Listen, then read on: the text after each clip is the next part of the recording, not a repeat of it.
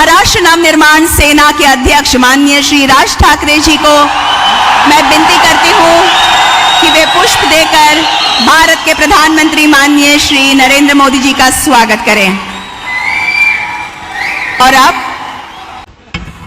अब मैं महाराष्ट्र नवनिर्माण सेनेच्या अध्यक्षांना म्हणजेच माननीय श्री राज ठाकरेजींना मी विनंती करते की त्यांनी या विराट सभेला संबोधित करावं।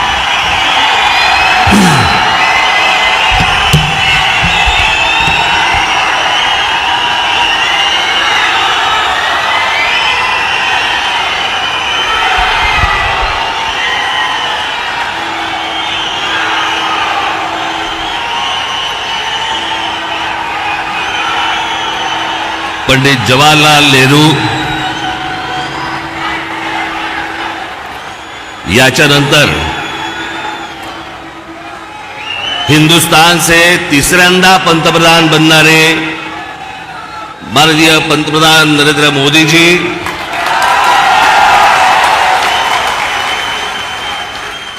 सन्माननीय व्यासपीठ आणि माझ्या जमलेल्या तमाम हिंदू बांधवांनो, भगिनींनो आणि मातांनो,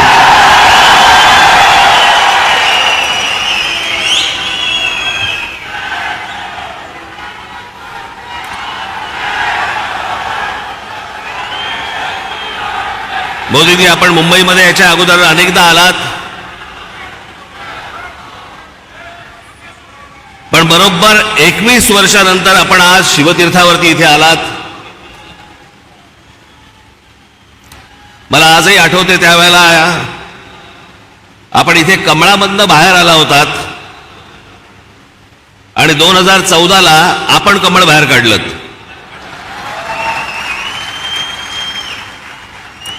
मी आज फार वेळ काही भाषण करणार नाही, आपल्याला सगळ्यांना मोदीजींचं भाषण ऐकायचंय।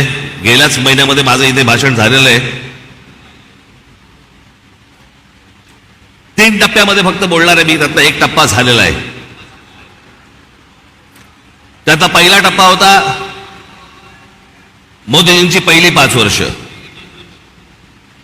त्या टप्प्यावरती जे बोलायचंय ते 2019 साली बोलून गेलोय।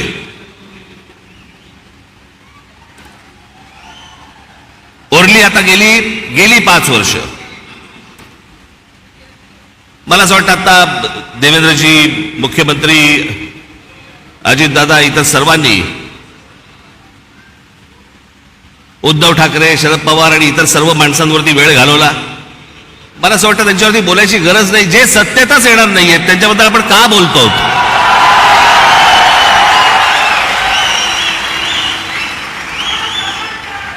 काही आवश्यकताच नाहीये त्या लोकांची। मला असं वाटतं की अनेक अशा योजना ज्या गेल्या 5 वर्षामध्ये झाल्या, मी त्या दिवशी माझ्या सभेमध्ये म्हटलं होतं, टीकेच्या वेळेला टीका, समर्थनाच्या वेळेला समर्थन, प्रशंसेच्या वेळेला प्रशंसा, पण काही गोष्टी अशा आहेत की जे माझ्या आता गेल्या काही सभांमधनं मी उद्धृत केल्या की 90च्या दशकामध्ये जे एक प्रकरण घडलं सगळ्यात मोठं, ते म्हणजे बाबरी मशिदीचं। हजारो कारसेवक तिकडे उत्तर प्रदेशमध्ये गेल्यावरती तिथे मुलायम सिंग यादवच्या लोकांनी, पोलिसांनी तिकडे आमच्या कारसेवकांना ठार मारले, शरयू नदीमध्ये प्रेत फेकून दिली। ते चित्र काही माझ्या डोळ्यासमोर कधी गेलं नाही। आणि ज्यावेळेला बाबरीचा ढाचा पडला त्याच्यानंतर ते राम मंदिर बनवू मनात असं आलं होतं की कधी हे बनणार नाही बहुधा। पण मोदीजी, मी आपल्याला खरोखर धन्यवाद देतो की आपण होतात म्हणून ते राम मंदिर होऊ शकलं।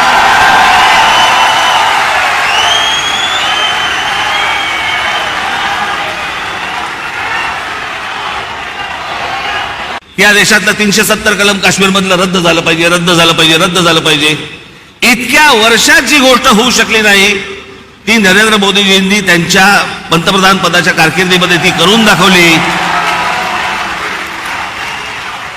आज त्याच काश्मीरमध्ये जाऊन तुम्ही जमीन घेऊ शकता, जागा घेऊ शकता। तो एक भारताचाच एक भाग आहे हे आता सिद्ध झालं।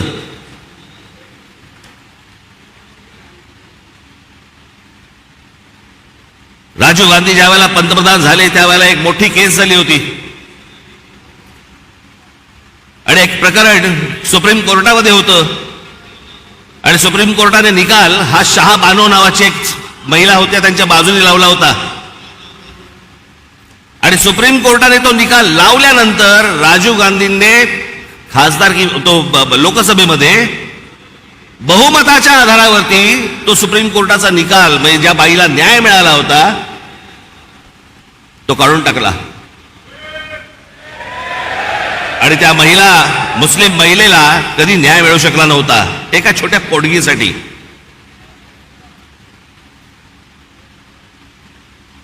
पण मोदीजींनी ती एक गोष्ट करून दाखवली की तो ट्रिपल तलाक तलाक तलाक तलाक तो कायदाच रद्द करून टाकला आणि हिंदुस्थानातल्या सगळ्या जेवढ्या मुस्लिम महिला आहेत त्यांच्यामध्ये एक समाधानाचं वातावरण झालं की रात्री आपला नवरा आला, शुद्धीत आहे का बेशुद्धीत आहे माहित नाही, पण समजा उद्या तलाक तलाक तलाक बोलला तर करायचं काय पुढे, पण तो विषयच बंद करून टाकला. मला असं वाटतं की हे अनेक गोष्ट अन्नधान्य पुरवण्यापासून लस देण्यापासून अनेक गोष्टी झाल्या, पण मी या सगळ्या गोष्टींना सर्वात धाडसी निर्णय मानतो. ही गोष्ट करून घेणं इतकी वर्ष जी होऊ शकली नाही ती गोष्ट मला असं वाटतं करून घेणं हे मला असं वाटतं की सगळ्यात महत्वाची गोष्ट आहे असं मला वाटतंय. अनेक योजना राबवल्या गेल्या अनेक वर्षांमध्ये. आज मोदीजी मी फक्त आपल्या समोर उभा आहे पुढच्या 5 वर्षासाठी. या पुढच्या 5 वर्षामध्ये आमच्या सर्वांच्या महाराष्ट्राच्या आपल्याकडनं अनेक अपेक्षा आहेत. त्या मला फक्त अपेक्षा आपल्यासमोर फक्त बोलून दाखवायच्या आहेत. याच्यापेक्षा मला कुठचंही लंबचौडं भाषण नाही करायचंय.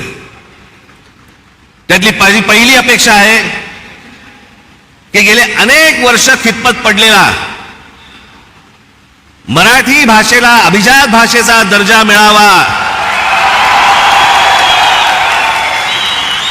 ही गोष्ट आपण पंतप्रधान झाल्यानंतर मराठीला तो सन्मान मिळेल अशी मी मोदीजींकडे अपेक्षा व्यक्त करतो आणि ती होईल, तितक्याच धाडसाने ती होईल अशी मला खात्री आहे.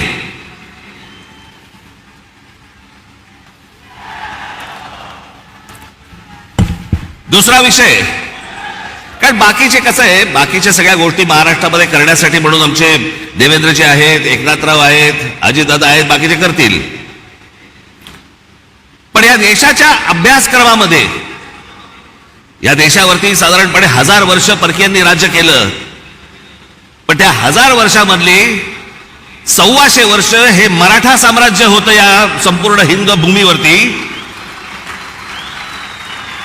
त्या मराठा साम्राज्याचा इतिहास हा शालेय शिक्षणामध्ये मुलांना लहानपणापासून शिकवला जावा की जेणेपासून हा देश कसा उभा राहिला हे या अख्ख्या देशातल्या मुलांना आणि भविष्यातल्या पिढ्यांना कळेल.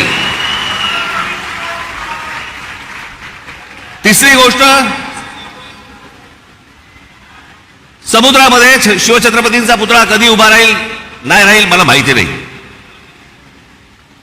पण माझी विनंती आहे की आमच्या शिवछत्रपतींची खरी जर स्मारकं कुठची असतील तर आमच्या शिवछत्रपतींचे गड किल्ले आहेत.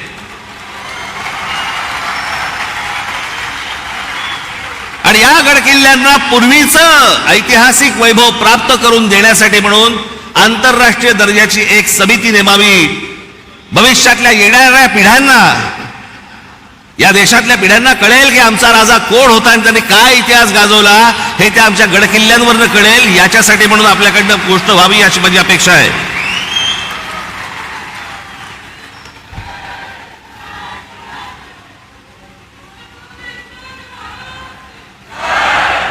चार 5च गोष्टी आहेत, माझ्या फार नाही आहेत. देशभरामध्ये अनेक ठिकाणी मोदीजी आम्ही पाहिलं की आपण उत्तम रस्ते बनवलेत, अनेक फ्लायओव्हर्स बनवलेत, अनेक ब्रिजेस बनवलेत. माझी आपल्याला कळकळीची विनंती आहे की गेल्या 18-19 वर्ष आमचा मुंबई गोवा महामार्ग हा अजूनही तसाच आहे, अजूनही तसाच खड्ड्यामध्ये आहे. तो लवकरात लवकर व्हावा अशी माझी आपल्या सर्वांना विनंती आहे. मगाशी रामदासभाईंनी उल्लेख केला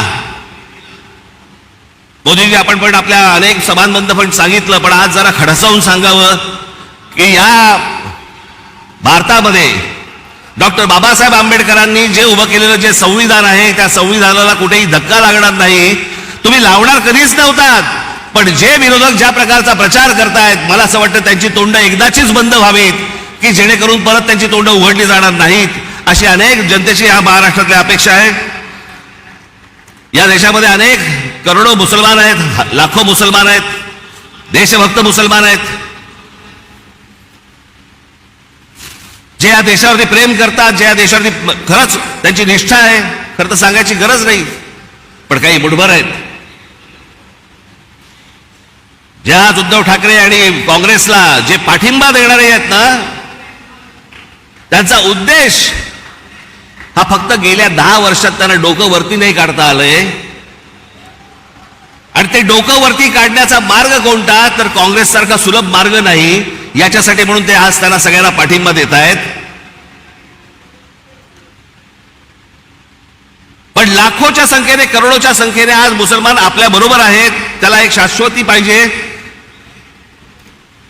त्याला मनात आदर आहे, तो काम धंदेवाला आहे, त्याला काम करायचं या देशामध्ये, तो या देशाचा नागरिक आहे, पिढ्यानपिढ्या राहणार आहे. पण मला असं वाटतं की हे जे मुठभर आहेत, हे ओवेसी सारख्या ज्या अवलादी आहेत, यांच्या मागून फिरणारे जी लोक आहेत, यांचे जे अड्डे आहेत, हे अड्डे एकदा तपासून घ्या. तिथे माणसं घुसवा, देशाचं सैन्य घुसवा आणि हा देश एकदा कायमचा सुरक्षित करून टाका.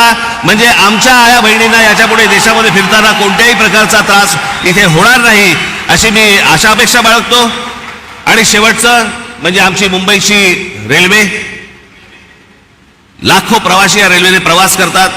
या प्रवास करणाऱ्या रेल्वेच्या संपूर्ण यंत्रणेवरती आपण केंद्र सरकारने आपण बारीक लक्ष द्यावं, जास्तीत जास्त त्याच्यासाठी पैसे द्यावेत, जास्तीत जास्त ती यंत्रणा चांगली कशी होईल याच्यासाठी म्हणून आपण पाहावं. एवढ्याच फक्त मी आज अपेक्षा आपल्या समोर घेऊन आलो होतो. बाकी भविष्यातला येणारा हिंदुस्तान हा आपल्या हातून उत्तम पद्धतीने मोठा हो, जगात मोठा हो, घडो, ही एक आशा अपेक्षा बाळगतो आणि आपण सर्वांची मी रजा घेतो. धन्यवाद. जय हिंद, जय महाराष्ट्र. धन्यवाद राज साहेब. देवी और सचाने वाले आधुनिक युग के भगीरथ, देश की आशाओं की उम्मीद जिनके मजबूत कंधों पर टिकी हुई है, आधुनिक विश्व के सबसे बड़े लोकतंत्र के सबसे यशस्वी लोकप्रिय प्रधानमंत्री माननीय श्री नरेंद्र मोदी जी से मैं सविनय प्रार्थना करती हूं कि वे उनकी ओजस्वी वाणी और बहुमोल विचारों से हमें अनुग्रहित करें.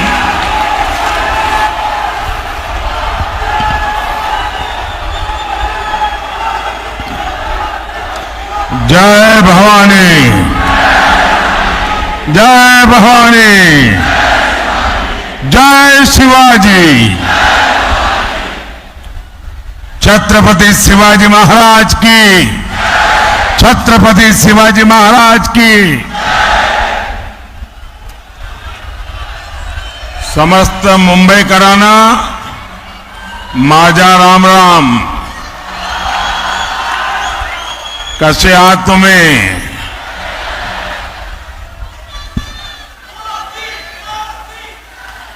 आप सभी हमें आशीर्वाद देने आए हैं. मैं आपका हृदय से बहुत बहुत आभार व्यक्त करता हूं. साथियों, मुंबई ये शहर सिर्फ सपने नहीं देखता, मुंबई सपनों को जीता है.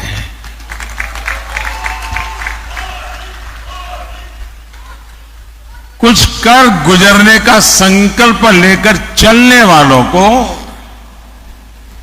मुंबई ने कभी निराश नहीं किया है. इस ड्रीम सिटी में मैं आपसे 2040 47 के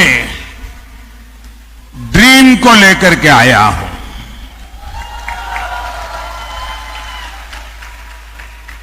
एक सपना है देश का, एक संकल्प है देश का। हम सब ने मिलकर विकसित भारत बनाना है और इसमें मुंबई की बहुत बड़ी भूमिका है। साथियों, आप मुंबई के लोग रफ्तार की कीमत सबसे ज्यादा समझते हैं।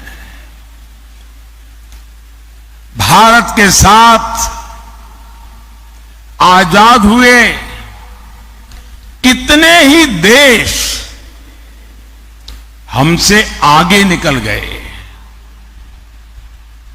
हम क्या किसी से कम थे? फिर कमी कहां थी? कमी उस सरकार में थी जिसने भारतीयों के सामर्थ्य पर भरोसा नहीं किया, विश्वास नहीं किया। और मैंने ऐसे ऐसे प्रधानमंत्री देखे हैं और मैं आप सबको कहूंगा, मुंबई वालों को, कि यूट्यूब पर जाकर के लाल किले से अब तक कौन प्रधानमंत्री क्या बोले हैं सारा अवेलेबल है। आप हैरान हो जाएंगे। एक वो भी वक्त था जब देश के प्रधानमंत्री लाल किले से हम भारतीयों को आलसी कहकर पुकारते थे।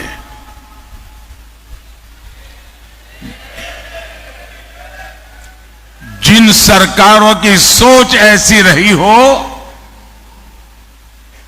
वो देश को कभी आगे नहीं बढ़ा सकते।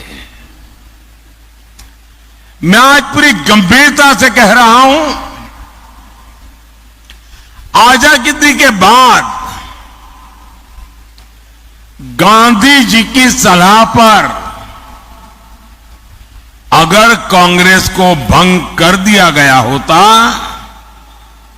तो आज भारत कम से कम 5 दशक आगे होता।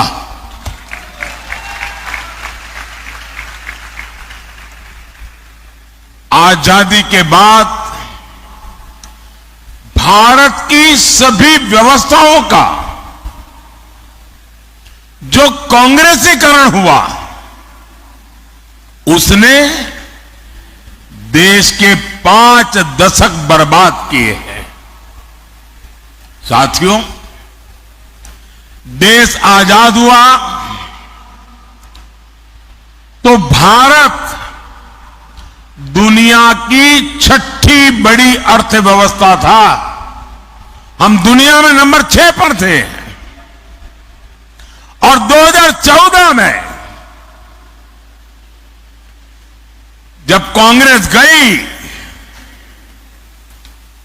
और हमें जब सत्ता सुपुर्द की, तब देश की अर्थव्यवस्था 6 नंबर से 11 नंबर पहुंच गई थी। ये इन्होंने काम करके गए हैं। और जब से आपने इस सेवक को काम दिया, 10 साल में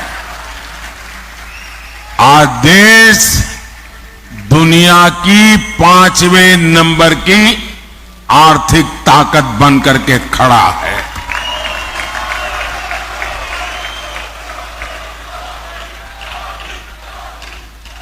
आज भारत में, मुंबई में रिकॉर्ड इन्वेस्टमेंट आ रहा है और मेरी गारंटी है कि कुछ ही सालों में जब मैं आपके बीच आऊंगा तो हम दुनिया की तीसरी बड़ी आर्थिक ताकत बन चुके होंगे।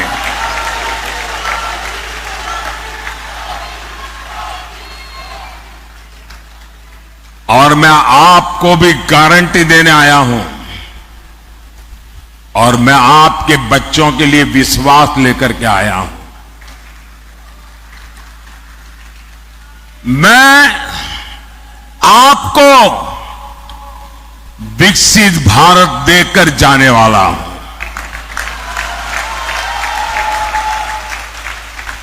और इसलिए मोदी 24/7 फॉर 2047 के मंत्र के साथ हर पल आपके नाम, हर पल देश के नाम जी जान से जुटा है। साथियों, कुछ लोग कहते हैं कि मोदी जो ये कहता है वो असंभव है। निराशा की गर्त में डूबे हुए लोग उनमें आशा का संचार करना लोहे के चने चबाने का काम होता है। और इसलिए निराशा को पाल करके बैठे हुए लोग हर पल हर चीज असंभव ही अनुभव करते हैं। ये वो लोग हैं जिनको लगता था राम मंदिर भी उनको असंभव लगता था।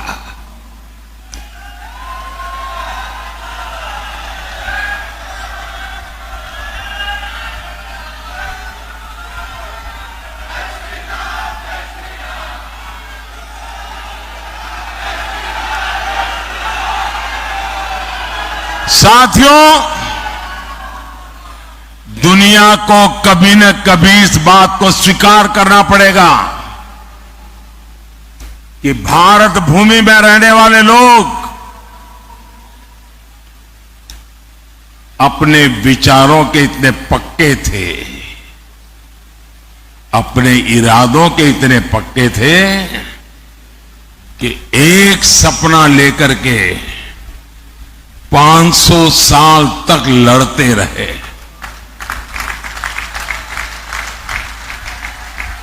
ये छोटा इतिहास नहीं है। 500 साल का अविरत संघर्ष, अनेक पीढ़ियों का संघर्ष, लाखों लोगों का बलिदान और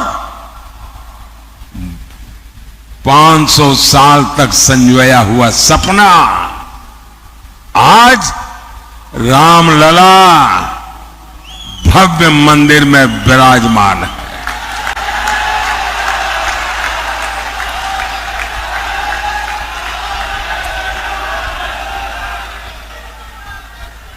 ये निराशा की गर्त में डूबे हुए वो लोग हैं जिनको आर्टिकल 370 का हटना भी असंभव लगता था।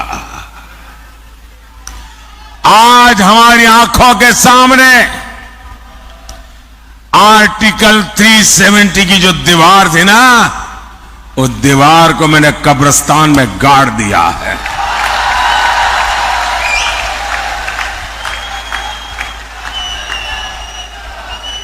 और जो सपने संजो रहे हैं कि वे कभी 370 पुनर्जागरण करेंगे, फिर से लगाएंगे, वो कान खोल करके सुन ले। ये विरासत मामूली विरासत नहीं है। दुनिया की कोई ताकत दोबारा 370 नहीं ला सकती है।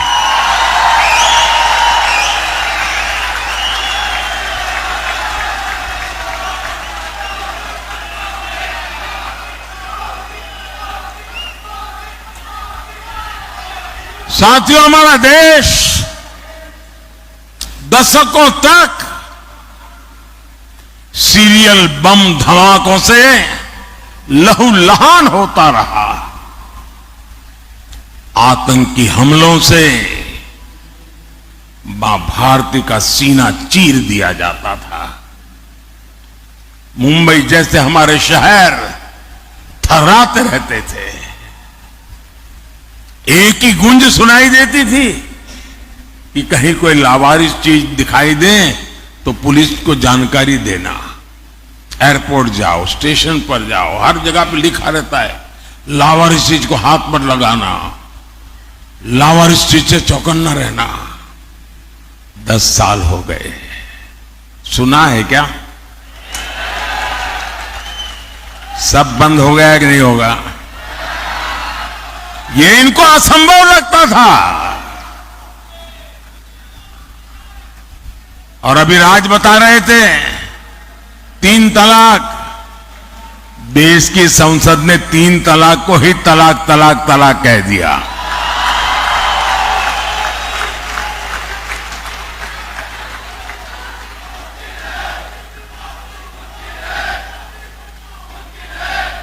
महिलाओं को 33% आरक्षण। 40 साल तक इंतजार करते रहे लोग।